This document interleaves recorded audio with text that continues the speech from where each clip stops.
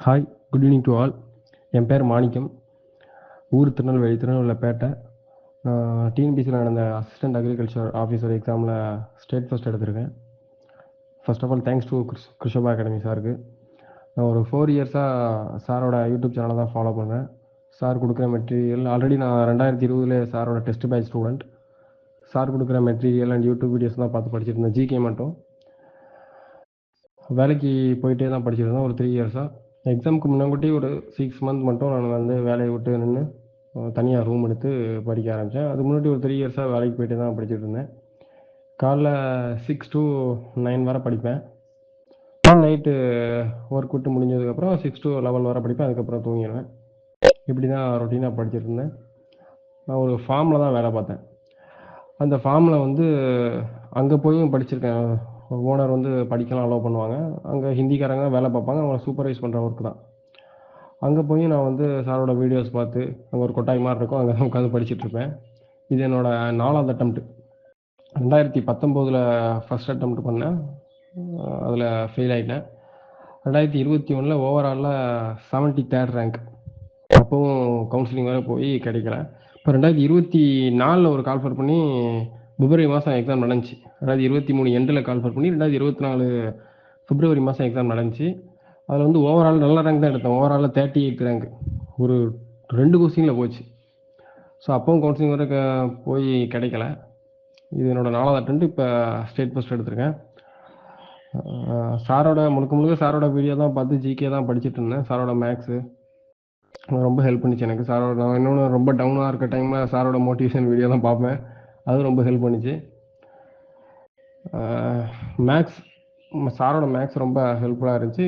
எனக்கு மேக்ஸ் வந்து சுத்தமாக வராது, சுட்டு போட்டாலும் வராது. 10th மேக்ஸில் நான் வந்து 35 மார்க்கு. இப்போவும் வந்து நான் இந்த மேக்ஸில் 25 கொஸ்டினில் வந்து 22 கொஸ்டின் போட்டேன். ஒரு 3 கொஸ்டின் போட முடியல. அதுவும் என்னால் எனக்கு வந்து இன்னமும் வந்து ஒரு சில பேசிக்லாம் எனக்கு தெரியாது. ஸோ எதுக்கு சொல்கிறேன்னா, யாரும் வந்து எனக்கு மேக்ஸ் வராது அப்படின்னு சொல்லி இருப்பீங்க. ஸோ கண்டிப்பாக நீங்கள் போட்டு பார்த்தீங்க, சாரோட மேக்ஸ் வீடியோலாம் நீங்கள் போட்டு பார்த்தீங்கன்னா கண்டிப்பாக மேக்ஸ் வராதவனுக்கு வந்துடும். சாரோட மேக்ஸ் வீடியோ எனக்கு ரொம்ப ஹெல்ப்ஃபுல்லாக இருந்துச்சு. லாஸ்ட்டு வந்து ஒரு 6 மந்த் வந்து நான் வந்து காலையில் 6 to 9 மட்டும் தான் ஜிகே படிப்பேன். அண்டு நைட்டு 9 to 12 வந்து மேக்ஸ் பார்க்குறது. அது ரெகுலராக பார்க்குறது மேக்ஸ். மீதி இருக்கிற கேப்பில் என்னோட டெக்னிக்கல் சப்ஜெக்ட் அக்ரிகல்ச்சர் அது மட்டும் தான் படித்தேன். அக்ரிகல்ச்சரில் 200 கொஸ்டினில் 163 கொஸ்டின் போட்டிருந்தேன். அண்டு மறதி எனக்கு வந்து காலைல 9 மணிக்கு நான் ஒரு சப்ஜெக்ட் படித்தேன் அப்படின்னா 12 மணிக்கு கேட்டால் எனக்கு சுத்தமாக ஞாபகம் இருக்காது. ஸோ நான் வந்து திரும்ப திரும்ப திரும்ப திரும்ப படித்து தான் ஞாபகம் வச்சுக்கிட்டேன். எல்லாருக்கும் அப்படி தான்.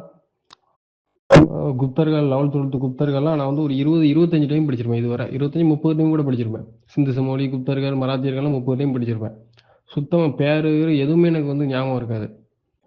ஸோ திரும்ப திரும்ப திரும்ப அதை படித்து நிறைய டெஸ்ட் அட்டன் பண்ணி யூடியூப்பில் கூகுளெலாம் போய் சர்ச் பண்ணி அந்த டாப்பிக்கை சர்ச் பண்ணி டெஸ்ட் அட்டன் பண்ணி பக்கத்தில் வந்து பையங்க படிப்பாங்க. நான் படித்து முடிச்சோன்னா அவங்கள வந்து அந்த பாடத்துலேருந்து அந்த புக்கை கொடுத்து பாடத்துலேருந்து கேள்வி கேட்க சொல்லுவேன்.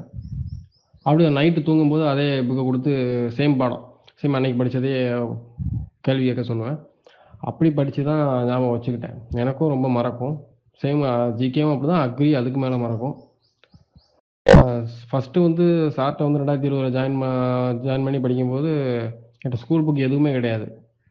அப்போ சரி நான் என்ன சார் வந்து ஒவ்வொரு லெசனாக நடத்துவாங்க. அதெல்லாம் வந்து ஒவ்வொரு நோட்லையாக எழுதி ஒவ்வொரு லெசனையும் ஒவ்வொரு நோட்ஸ்லையாக வந்து காப்பி பண்ணி முக்கியமான பாயிண்ட்ஸ் ஃபுல்லாக எழுதி அப்படி எழுதி வச்சு தான் என்கிட்ட ஒரு 20-25 நோட் இருக்குது. இப்போ லாங் சைஸ் நோட்டு அதை வச்சு தான் இன்னமும் படிச்சுட்ருக்கேன். அந்த மாதிரி நோட்ஸ் எழுதி படித்து எனக்கு ரொம்ப ஹெல்ப்ஃபுல்லாக இருந்துச்சு. டக்குன்னு அந்த லெசனை முடிக்கிற மாதிரி ஒரு ஃபீல் இருந்துச்சு. ஸோ அதெல்லாம் வந்து சாரோட ஐடியா தான். ரொம்ப தேங்க்ஸ் சார். அண்ட் அடுத்து நான் வந்து குரூப் 2க்கு படிக்கலான் இருக்கேன். அண்ட் எனக்கு வந்து ஃபஸ்ட்டில் இருந்தே எனக்கு வந்து ஒரு மைண்டில் என்ன அப்படின்னா, இந்த கூட்டமாக போகக்கூடாது, நம்ம வந்து டாப் 3 தான் இருக்கணும், அந்த ஒரு எண்ணம் தான். அது எனக்கு வந்து ஃபஸ்ட்லேருந்து 2019 இருந்தே இருந்துச்சு, நம்ம வந்து டாப் 3ல இருக்கணும் அப்படின்னு. சொன்ன மாதிரியே ஏதோ அது வந்து நான் வந்து வேலை வாங்குறது 4வது அட்டம்ப்ட்டு. வேலை வாங்குறது வந்து எழுதிதான் இருக்கு போல். அதாவது இவன் வந்து ஃபஸ்ட் ரேங்க் எடுத்து தான் போகணும்னு சொல்லி எழுதியிருக்க. சேம் அந்த மைண்ட் செட்டோடு படிங்க.